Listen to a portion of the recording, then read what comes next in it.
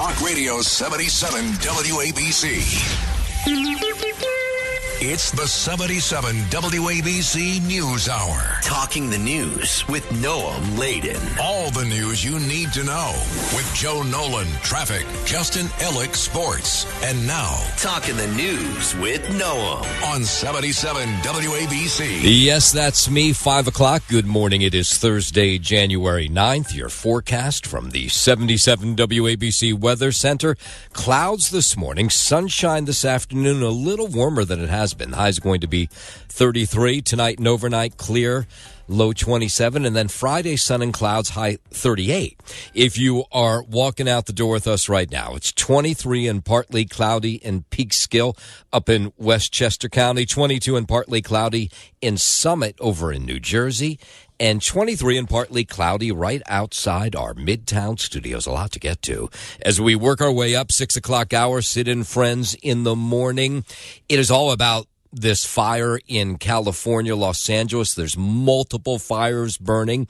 I was scrolling through my TikTok last night, and it was one horrifying video after another. People telling their personal stories of losing their homes, entire neighborhoods gone, schools burned to the ground, businesses gone.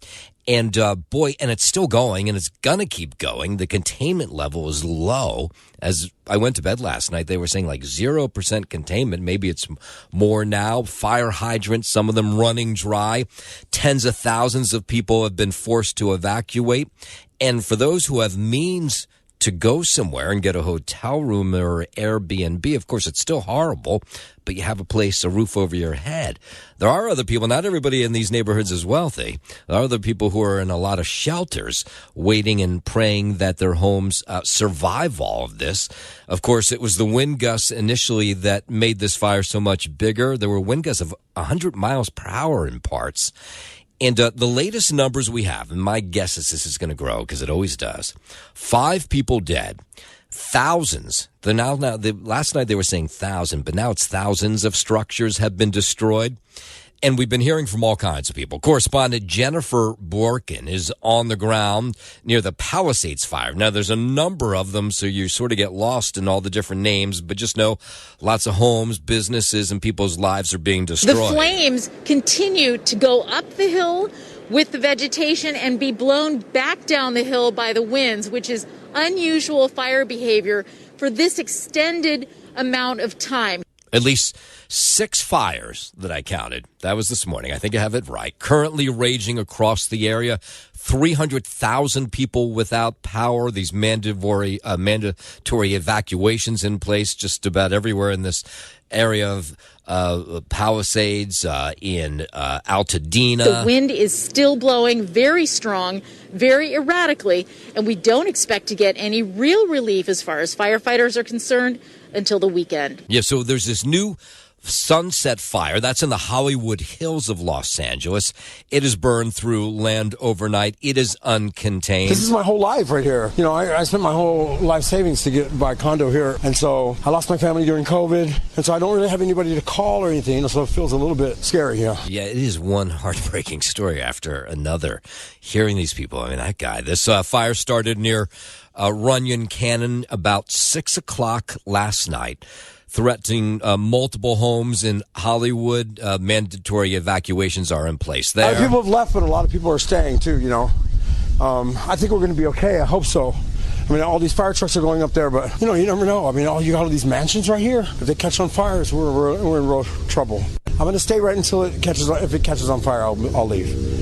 Yeah, I have my 2 Bengal cats in here, and I don't know, they're freaking out. So I'd have to take them with me, but I don't know where I would go, just in my car, I guess. Well, that, of course, is the issue. If you don't have the means to go somewhere, even if you do, there's just not a lot of places to go because they've been snapped up. But it's been pretty scary these past couple of 30 minutes.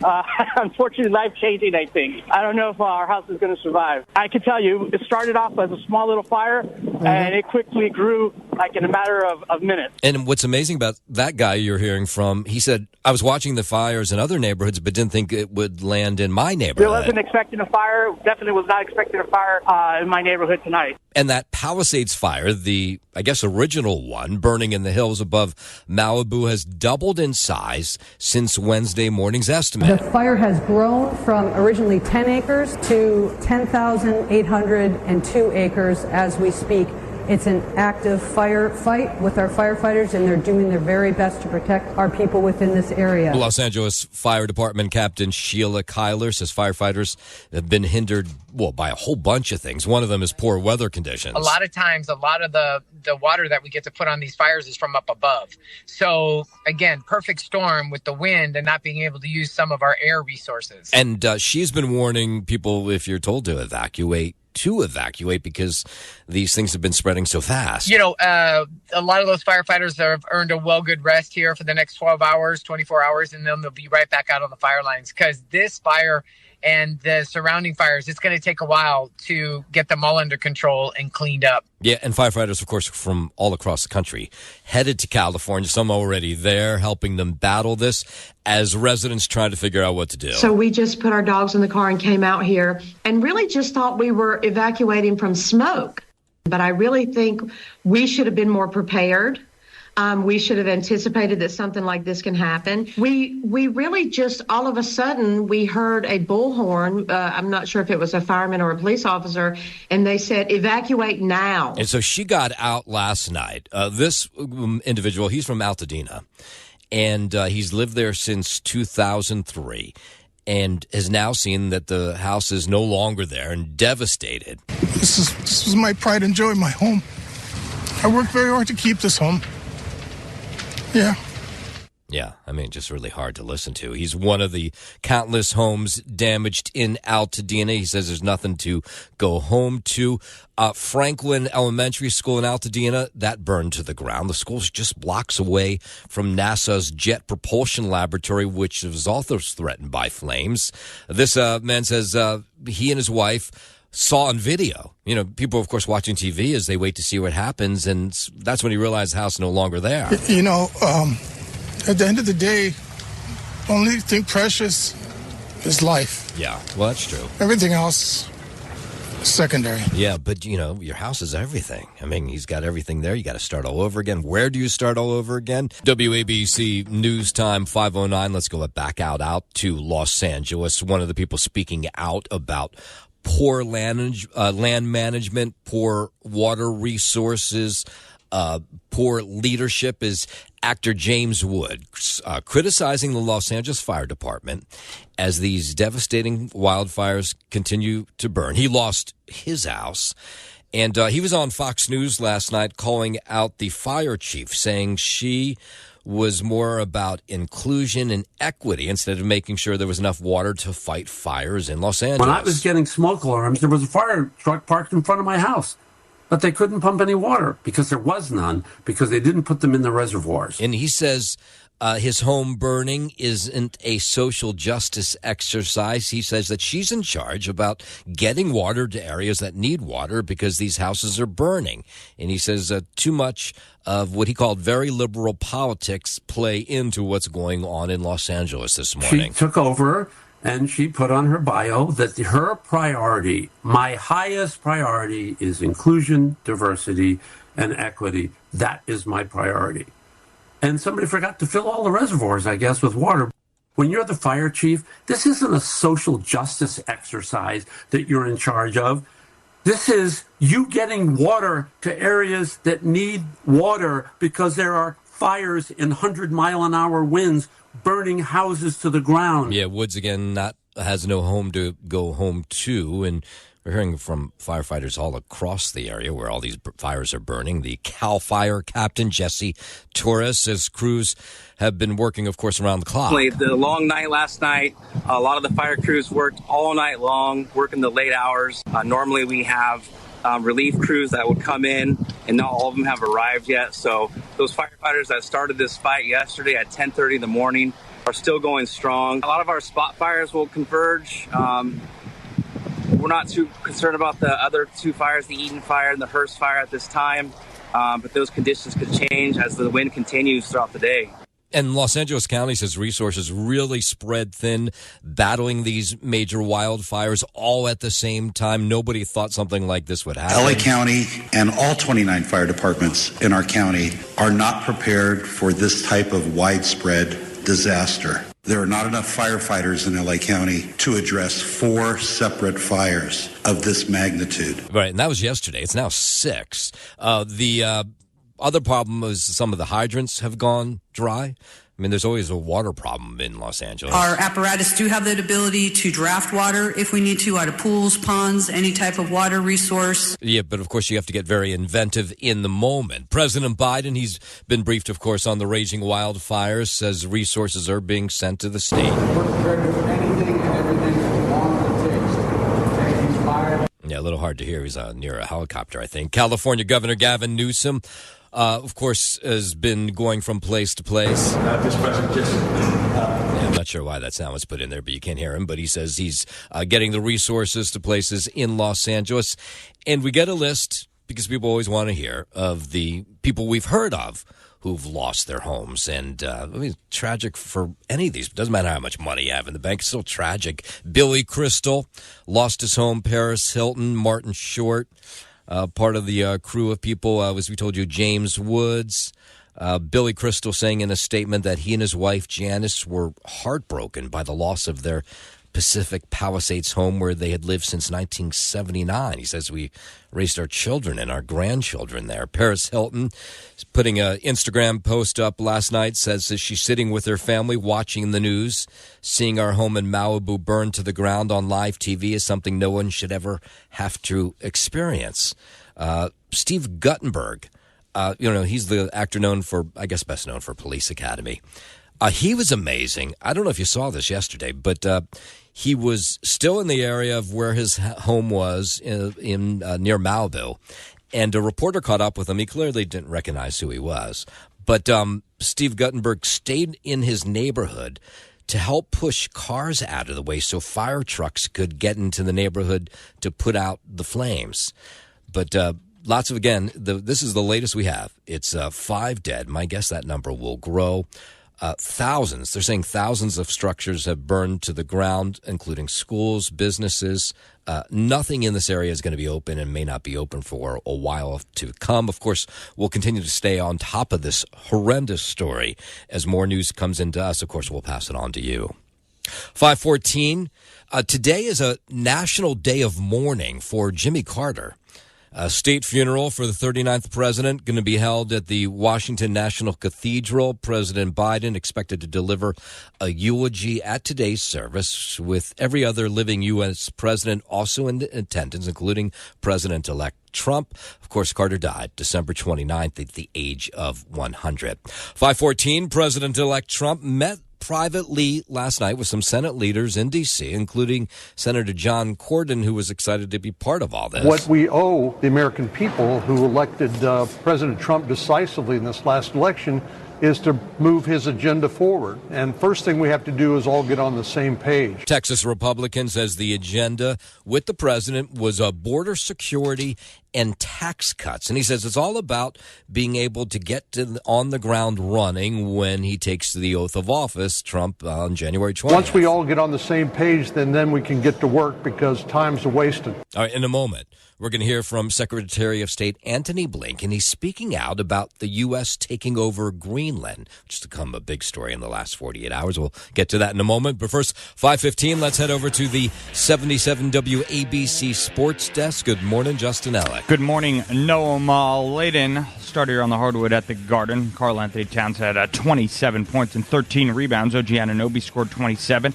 And the Knicks beat the Toronto Raptors 112-98. Josh Hart added 21 points and 11 rebounds, while Jalen Brunson had 13 points for the Knicks, who snapped a 3-game losing streak that followed 9 consecutive victories. Towns shot 9 for 14 from the field, including 3 for 3 on three-pointers in 34 minutes after missing Monday's loss against Orlando due to a right knee issue. The Knicks shot 55% from the field and got 40 combined points from Towns, Anunoby, and Hart to head into halftime with a 55-51 lead.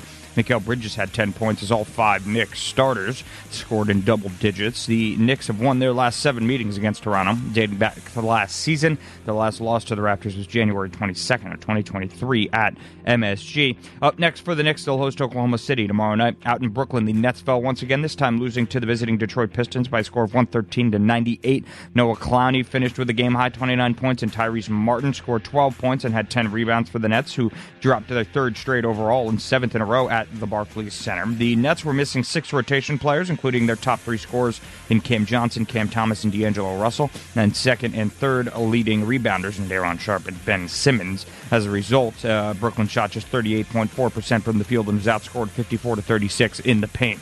Next up for the Nets, a meeting with the Nuggets in Denver tomorrow night. After a quiet night last night, let's look ahead to tonight's local NHL action. At 7 p.m., the Rangers will welcome in the Devils for a 7 p.m. puck drop.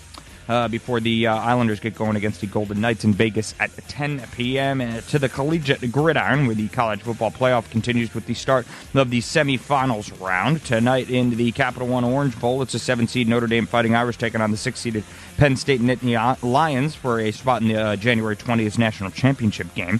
Kickoff is scheduled for 7:30. Notre Dame heading in as 1.5-point favorites. Finally, Noam, as wildfires continue to devastate several areas across Los Angeles, causing thousands to evacuate and impacting air quality, the NFL has said it is monitoring these situations' potential impact on Monday night's wildcard playoff game between the Minnesota Vikings and Los Angeles Rams at SoFi Stadium, and has a contingency plan that involves moving the game to Arizona should the need arise. In a statement yesterday, the NFL said it continues to prepare for the game to be played at SoFi, but if it had to be moved, it would take place Monday night at State Farm Stadium in Glendale, Arizona. That's the home of the Arizona Cardinals. We'll keep a close eye on that. That is your Sports Gnome, and I'm Justin Ellick on 77 WABC. WABC News on 520. Secretary of State Antony Blinken says the U.S. will never take over Greenland. This comes after President-elect Trump's comments about his intent to acquire Greenland, saying he's not above using the military in that effort.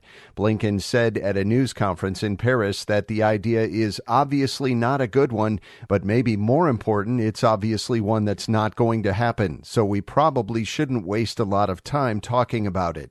Trump's proposal has been met with skepticism from both Democrats and Republicans. I'm Brian Shook. Meanwhile, President-elect Donald Trump doubling down on his calls to make Canada part of the U.S. Trump threatened to use economic force to make Canada the U.S. 51st state. This left some voters concerned. They're not sure whether that should take place. We need housing. We need the prices to come down. And this man is talking about, I want to buy Greenland. I want to make Canada. These are all distractions, keeping people away from the true issues. Those were some voters in Midtown. Trump argues if Canada merged with the U.S., there would be no tariffs and taxes would go down. It's just, I fear for our future when Trump takes office. Let me tell you that right now. I mean, saying things like, oh, we're going to annex Canada and make it the 51st state, or we're going to take over Greenland. We're going to buy Greenland. This is just ridiculous. He also talked about potentially, of course, using the military or economic coercion to take over Greenland and the Panama Canal. The Israeli military says it recovered the body of a hostage in Gaza yesterday. The Israel Defense Forces recovered 53-year-old Yusuf Sayanid's body from an underground tunnel in Rafah and returned his body to Israel. He was kidnapped when Israel was attacked by Hamas on October 7th, 2023. The IDF says he was killed in captivity and added that it has evidence related to his son Hamza, who was also abducted that day, but did not confirm his death. I'm Brian Shook. 522, let's go down to Texas. Every session of the Texas state legislature includes a debate about gun rights, and this upcoming one will be no different. Republicans are upset that the Texas State Fair banned visitors from bringing guns into the fairgrounds. We were all under the impression that you could carry on government-owned property. Texans are passionate about protecting their constitutional rights. That's a state representative who says they filed a bill to make changes to government contracts. It would include a provision that would guarantee the right of licensed handgun owners to carry guns onto government-owned property, and that would include the fairgrounds that he's talking about. President Biden is using the waning days of his administration to push a plan that would lower the amount of nicotine in cigarettes. Republicans, I don't like that. If you decrease the amount of nicotine in a given cigarette, people are just going to smoke more cigarettes. Texas Congressman Ronnie Jackson is a former White House physician. He says the proposed rules meant to address public health would push smokers to Mexican cartels in the black market. It's not the nicotine in the cigarettes that causes cancer. It's the tar and all the other carcinogens in there. It is not the first time this administration has tried to put more restrictions on smoking. A previous push to ban menthol cigarettes that fell flat. President-elect Trump's plans to rename the Gulf of Mexico not sitting well with those on south of the border. Mexican President Claudia Sheinbaum addressing Trump head-on during her daily briefing. Al presidente Trump. After dismissing reports that the Gulf of Mexico could be renamed the Gulf of America, she brought out a map from 1607 and then, pointing at the original lines of Texas being part of Mexico, joked that North America should be renamed Mexican America. América Mexicana. Se oye bonito, no? Sheinbaum and Trump have traded barbs in recent weeks, but today she said that there will be a good relationship once he takes office.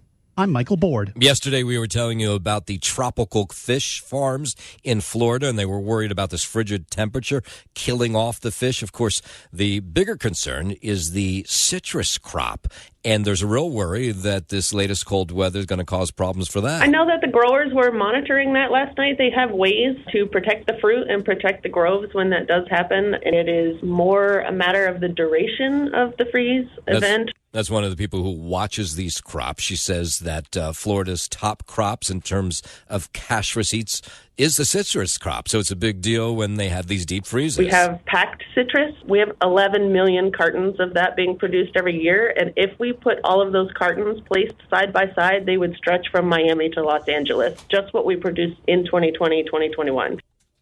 People still forget or really don't understand the amount of citrus that we're producing in the state. Yeah, so right now they are optimistic, the growers, that they can survive this latest cold snap. And we produce 665 plus million gallons of juice. Just mind-boggling what we are still producing, even if we've had that acreage decline. Yeah, of course, a big deal if they do take down some of the citrus crop. 525, a New York judge pushing back the sentencing of former Long Island Congressman George Santos. Santos pleaded guilty to federal wire fraud and identity theft charges, but hasn't made any payments towards the restitution he owes as part of the plea deal. Santos requested his February sentencing be delayed until August so he can gather the funds. On Wednesday, a judge granted the request as a, quote, one-time courtesy, but only until April. Santos' new sentencing date is April 25th. And he's required to pay more than $205,000 in forfeiture, in addition to $375,000 in restitution. Andrew Whitman, NBC News Radio, New York. WABC News Time 525. OpenAI CEO Sam Altman's sister, Anne, is accusing him of years of sexual assault in a lawsuit filed this week. In the lawsuit, Ann Altman alleges her brother sexually abused her starting when she was 3 and Sam Altman was 12. According to a court filing seen by the BBC, Ms. Altman claims her brother groomed and manipulated her and that the abuse included rape. Sam Altman, along with his mother and younger brothers, called the accusations utterly untrue, instead alleging that Ann suffers from mental health problems. They claim to have offered her financial support and medical help, but that she refuses conventional treatment. Tony Waterman, Texas. 526, customers of AT&T, they're going to start to see credits on their bill for all kinds of network interruptions. The telecommunications company announced its AT&T guarantee on Wednesday. It's aimed to give subscribers a full day's worth of credit should fiber customers experience a 20-minute outage or wireless customers see a 60-minute interruption. This comes as AT&T experienced a number of outages in 2024, including one last February that lasted 12 hours and was felt across the country. I'm Matt Mattinson. Talk Radio 77 WABC. It's the 77 WABC News Hour. Talking the news with Noam Laden. All the news you need to know with Joe Nolan, traffic, Justin Ellick, sports. And now, Talking the news with Noam on 77 WABC. Yes, that's me, 534. Good morning. It is Thursday, January 9th. Your forecast from the 77 WABC Weather Center. See some clouds this morning. Sunshine this afternoon, a little warmer than it has been, high 33. Tonight and overnight clear, low 27, and then Friday sun and clouds, high 38. If you are walking out the door with us right now, so happy you are. 23 partly cloudy in Peekskill up in Westchester County, 22 and partly cloudy in Summit over in New Jersey, and it's 23 and clear outside our Midtown studios. We'll start this half hour out on Long Island in Suffolk County with a tad bit of good news. Officer Brendan Gallagher, he told you his story earlier this week. On Sunday, while he was in his police cruiser chasing somebody who was speeding, he sideswiped a car and the car flipped over. The person he was chasing was somebody who was high on drugs. Anyway, Officer Gallagher, critical condition. And he remains on life support, but the doctor at Stony Brook Medicine says that he is making some small improvements. That doctor talking to News 12. When Officer Gallagher came in, he was in advanced shock, having lost the majority of the blood out of his body. Since this point in time, we have determined that the bleeding has stayed controlled, but his body is still suffering all the effects of that trauma and that shock state. That's Dr. James Voswinkle. He says that Gallagher has a tremendous amount of support at his bedside, his immediate family as well, his extended family, his members of the Blue. Unfortunately, he still has a ways to go. There's still a very perilous road for him to proceed. Yeah, so this is the same officer, by the way, who was stabbed back in 2022. So this family is reliving just this awful nightmare. And so we're all praying for him, and we like the fact, even though it's just small, there is good news, positive, that there are signs that he's getting better. Of course, we'll continue to follow this story. WABC News Time 539. Everyone safe after a fire in a daycare center on Long Island. Neighbors spotted flames coming from the house on 51st Street in Lindenhurst around 9:30 Wednesday morning. The basement is also home to Mama Ruddy's daycare. The 5 kids being cared for, the youngest of whom is just a year old, and everyone else inside all got out okay. Strong winds made battling the flames a challenge. The home is reportedly a loss, and the North Lindenhurst Volunteer Fire Department's arson squad is investigating.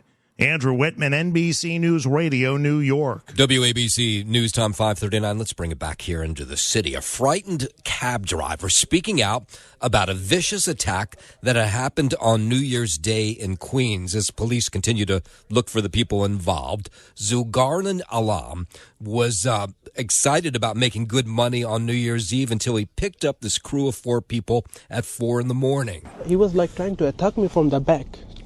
He was trying to jump over everyone, but then I understood that he's trying to attack me. Yeah, they were attacking him from the inside of his cab. So he pulls over. He has one of these minivans. He opens the door to the minivan, and he tells them to get the hell out of his minivan. And that's when they attack him even more. I back off, and then the guy came out, and then he tried to attack on me. After that, he tried to punch my window. Over here. Right? Yeah, I was exactly here, right? And then I walk up to here. I said, "What's wrong with you, right? Why are you punching my thing?" And then one guy from backside, he went up this way, and then he punched on my face. Yeah, so he has a broken nose, a cracked tooth, bloody knees. This was happened in Junction Boulevard, 53rd Avenue in Corona. The 4 people involved in the attack, they haven't been found. They have actually a phone number of one of the people who called the cab, but so far they have not caught up with him. Meanwhile, the driver, he's thinking about getting another job. I'm actually looking for a different job in Indeed. I'm actually, very nervous. Yeah, I don't blame you. Meanwhile, also in the city, NYPD looking for a man who attacked a Manhattan food cart vendor, making off with thousands of dollars in cash. Police say the 33-year-old vendor was punched in the face with a lid from the cart's drink bin. This was 49th and 8th Avenue in Hell's Kitchen on Tuesday night. He told me, please call the NYPD because somebody attacked me and they broke the car. That's the owner of the cart. The victim lost several teeth, was rushed to the hospital. The person, a co-worker, says he recognizes the person who raced off with $3,500, but so far they have not been able to find him. 541. Drivers aren't the only one feeling the pinch of congestion pricing. Some businesses say they're already being forced to pass the added cost of the tolls onto their customers. They say because it's the companies that deliver items to them are now adding a surcharge to their bills. And so they say they have nothing else to do but pass it on to the customers. One of them is a grocery store, a specialty grocery store on 9th Avenue that sells all kinds of spices and interesting foods. And they say they've been hit, even though they don't have any trucks or anything, they've been hit by the trucks that deliver to them with this surcharge. So they say, yeah, they're going to pass it on to their customers now. All the delivery we get, they increase the prices. So the affected people got to be the customers because we got to increase our price too, and they got to pay for. And he says he's already noticed, the owner of the shop, who you just heard there, that there are a few people coming into his store because he says he gets customers from all over the tri-state, and he thinks they're not driving in now to shop there anymore because it's $9 more to do so. We had a lot of customers come from another state, Jersey, Connecticut, Pennsylvania, and all these people, they don't bring the cars.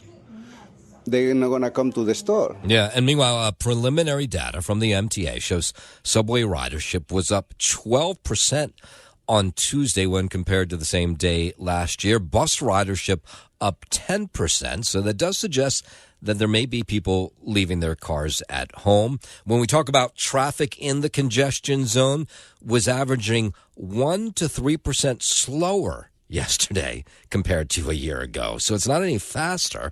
It's hovering between 11 to 12 miles per hour in the congestion zone. So you're paying that $9, and apparently, at least yesterday, you were going slower. Now on the southbound FDR, traffic was moving a little bit faster yesterday, so I guess that's good. Meanwhile, the opponents of New York City's congestion pricing tax still hopeful the controversial plan will eventually be put to an end. One of them is Queens Councilman Robert Holden. He says a lawsuit that was filed by the town of Hempstead could hold some weight since it claims Governor Hochul did not allow a 45-day public comment period after lowering the toll to $9. So drivers are saying, okay, maybe there's something to this. That really bothers me, yeah. I pay enough to come here and work. I'm going over the GW Bridge. That just went up. I park right there for $25 a day, and then the extra congestion pricing is crazy. I blame the governor. It was all her. The NYPD is starting to hand out tickets, by the way, to drivers who are trying to evade congestion pricing.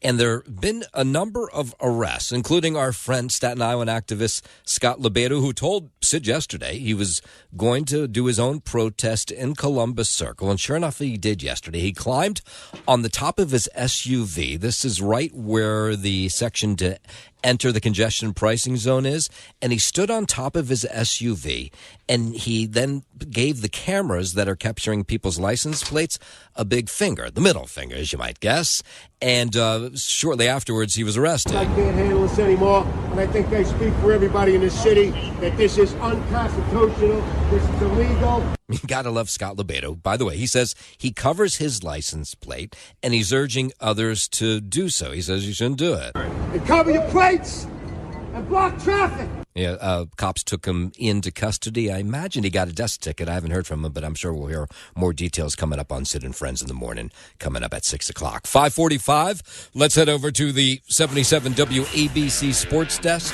and Justin Allen. Thank you, Noam. Layden start here on the hardwood at the Garden, where Karl Anthony Towns had 27 points and 13 rebounds. OG Anunoby scored 27 as well, and the Knicks beat the Toronto Raptors 112-98. Josh Hart added 21 and 11. Jalen Brunson had 13 for the Knicks, who snapped a 3-game losing streak that followed 9 consecutive victories. Towns shot 9 for 14 from the field, including 3 for 3 on three-pointers in 34 minutes after missing Monday's loss against Orlando due to a right knee issue. The Knicks shot 55% from the field and got 40 combined points from Towns, Anunoby, and Hart to head into halftime with a 55-51 lead. Mikal Bridges had 10 points as all 5 Knicks starters scored in double digits. The Knicks have won their last 7 meetings against Toronto dating back to last season. Their last loss to the Raptors was in January of 2023 at MSG. Up next for the Knicks, they'll host Oklahoma City tomorrow night. Out in Brooklyn, the Nets fell once again, this time losing to the visiting Detroit Pistons by a score of 113-98. Noah Clowney finished with a game-high 29 points, and Tyrese Martin scored 12 and had 10 rebounds for the Nets, who dropped their third straight overall and seventh in a row at the Barclays Center. They were missing 6 rotation players, including 3 top 3 scorers, I should say, in Cam Johnson, Cam Thomas, and D'Angelo Russell, and second and third leading rebounders in Daron Sharp and Ben Simmons. As a result, Brooklyn shot just 38.4% from the field and was outscored 54-36 in the paint.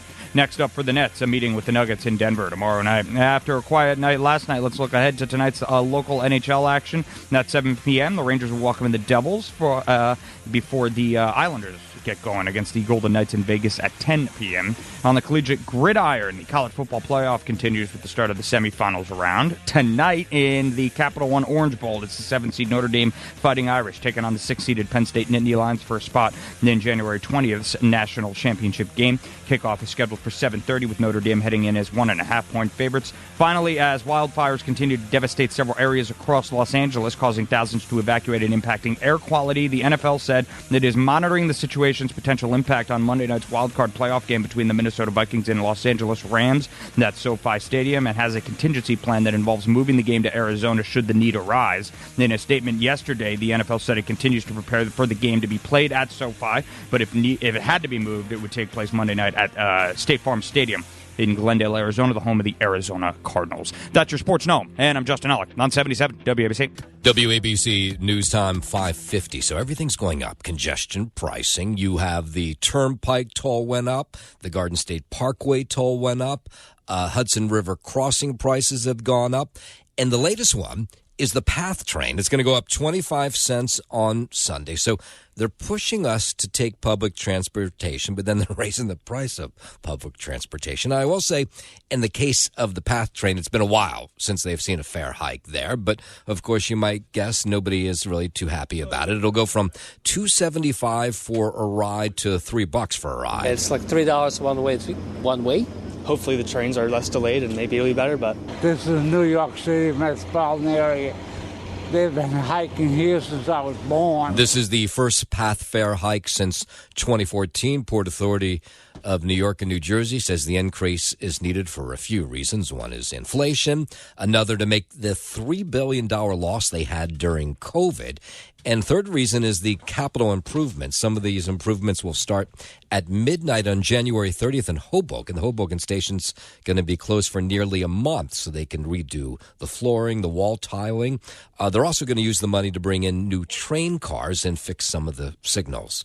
Meanwhile, New Jersey Transit launching a human trafficking awareness campaign now. At Newark Penn Station, NJ Transit CEO Kevin Corbett signed a U.S. Transportation Department pledge to help eliminate human trafficking. Human trafficking is a modern form of slavery that exploits vulnerable individuals for forced labor, sexual exploitation, and more. Our state's central location and unrivaled global connectivity means we have both unique responsibility and an unparalleled opportunity to lead in the fight against trafficking. Posters will be placed in bathroom stalls advising victims how to get help. New Jersey preparing for an influx of visitors from around the world for FIFA soccer tournaments starting this year. James Flippin for 77 WABC News. As you motor around the city, you may notice that some signs are going up that say 20 miles per hour speed limit or even 15 miles per hour speed limit. It's because of Sammy's Law, named after a boy who was killed while crossing the street in Brooklyn back in 2013. The law is implementing these signs very, slowly, but you'll start to see them. People are responding to all this. People who are pedestrians say they like this. It's horrible. You can't get across the street. No, definitely have to be cautious. It would be lovely to make the road safer. So any way possible. Department of Transportation tells us by the end of the year, there will be 250 locations with reduced speed limits. When they brought it down to 25 and they were still speeding and they were not obeying it. So, 15 works. I mean, people are going to break the speed limit regardless, especially at times when no one's really out patrolling the roads. So. Have you ever tried to drive 15 miles per hour? It's almost impossible. I mean, it really is. You got to just essentially ride the brake. Meanwhile, New Yorkers, say they're not surprised at all to hear Mayor Adams is possibly facing new criminal charges after federal prosecutors say they uncovered new incidents of criminal conduct by Adams. Here were some voters in Midtown yesterday. The price of doing business in the city is grease and palm, so he just did what everybody else does, but he just got caught. I don't think everybody does it, but I think politicians in general, most of them, their main and driving force is to stay in office. Of course, the mayor already facing a bribery trial this spring. Now, prosecutors didn't lay out their new findings against the mayor, but voters think likely he's guilty, at least the ones we spoke to. I find it sad that 30 years ago, the stuff that's going on with Mayor Adams would have booted him out of office, but now that's no longer the case. I feel like it's most politicians, so I probably wouldn't be surprised. I just think he thinks he's innocent, so he's going to stay as long as he can. Yeah, so we're waiting to hear what those new charges or when they might be laid down. 5:54, shootings in New Jersey hit a record low. Governor Murphy says there were 778 people shot last year in the state, a 16% drop from 2023 and a new record low. But that still sounds like a lot of people. More cities and towns are free from the scourge and threat of violence. More children are getting the chance to grow up and live up to their full potential. There were a 4% drop shootings in Patterson, a 55% decline in Elizabeth, a 15% reduction in Newark. From investing in traditional law enforcement activities to rebuilding trust in our criminal justice system to strengthening community-based violence prevention and intervention programs. Meanwhile, the first attorney general for New Jersey explaining what they've been doing to keep shootings down this past year. You're safer in New Jersey because we've invested in our communities as partners in our public safety strategy through a community-based and hospital-based violence intervention programs.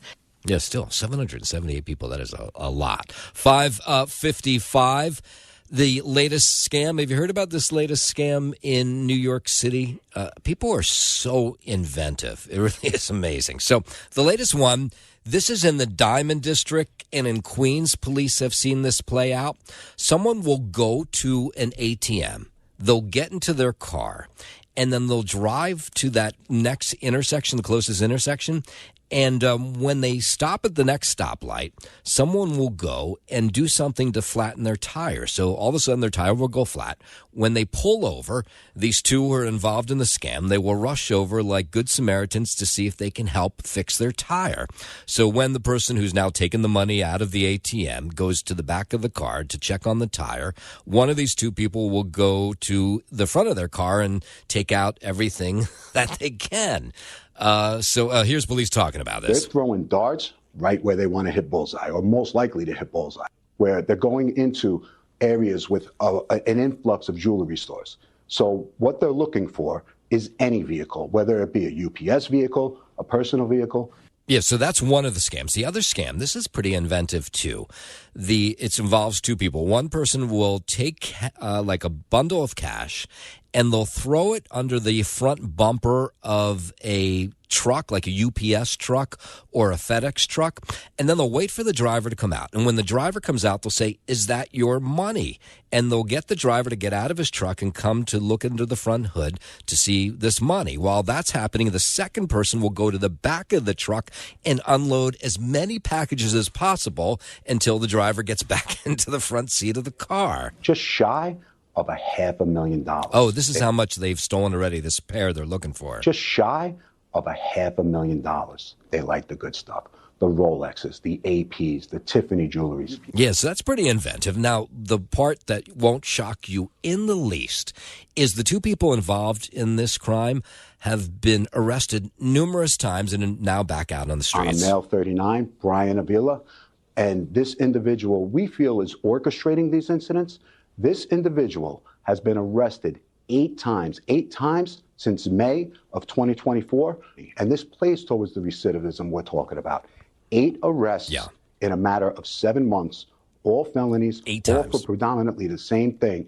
And he's out and about in the streets right He's doing the same thing every time he gets arrested and they let him back out on the streets. Go figure.